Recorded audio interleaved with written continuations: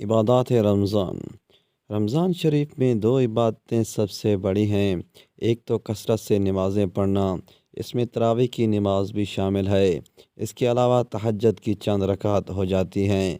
پھر اشراق، چاشت اور اوابین کا خاص طور پر اہتمام ہونا چاہیے۔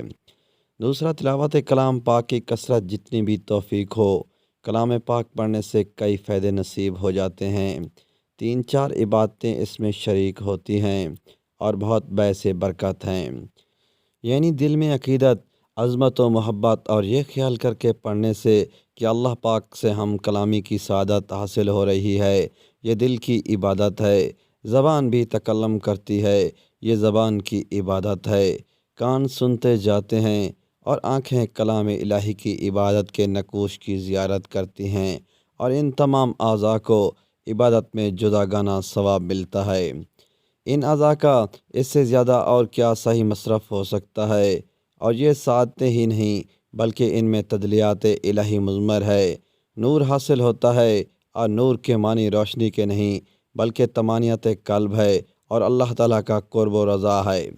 جب تلاوت سے تکان ہونے لگے تو بند کر دیں اور پھر چلتے پھرتے اٹھتے بیٹھتے کلمہ طیبہ کا ورد رکھیں۔ 10-15 مرتبہ لا الہ الا اللہ تو ایک بار محمد رسول اللہ ملا کر پڑھتے رہیں۔ ان متبرک ایام میں اگر ذکر اللہ عادت ہوگی تو انشاءاللہ ہمیشہ اس میں آسانی ہوگی۔ اس طرح درود شریف کی بھی کثرت رکھیے اس محسن اعظم پر جس کی بدولت ہمیں یہ سب دین و دنیا کی نعمتیں مل رہی ہیں۔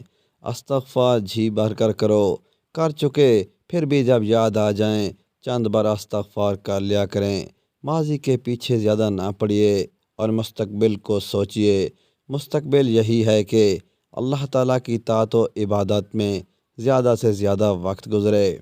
اسی طرح ایک مومن روزہ دار کی ساری ساعتیں عبادت ہی میں گزرتی ہیں۔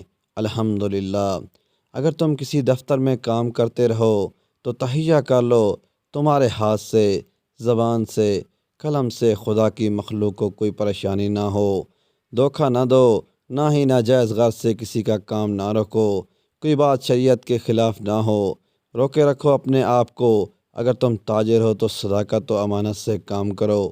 کسی قسم کی لالچ یا نفس سے کام نہ کرو جس سے کسی کو کوئی نقصان پہنچے یا تمہارا معاملہ کسی کو ایذا کا سبب نہ بن جائے۔ آنکھیں گناہوں کا سرچشمہ ہیں، ان کو نیچا رکھیں۔ بد نگاہی صرف کسی پر بری نگاہ ڈالنا ہی نہیں بلکہ کسی کو حقارت کی نظر سے دیکھنا، حسد کی نظر یا برائی کی نظر سے دیکھنا بھی آنکھوں کا گناہ ہے۔ دوستو، اس طرح کی مزید ویڈیوز کے لیے چینل کو سبسکرائب کریں۔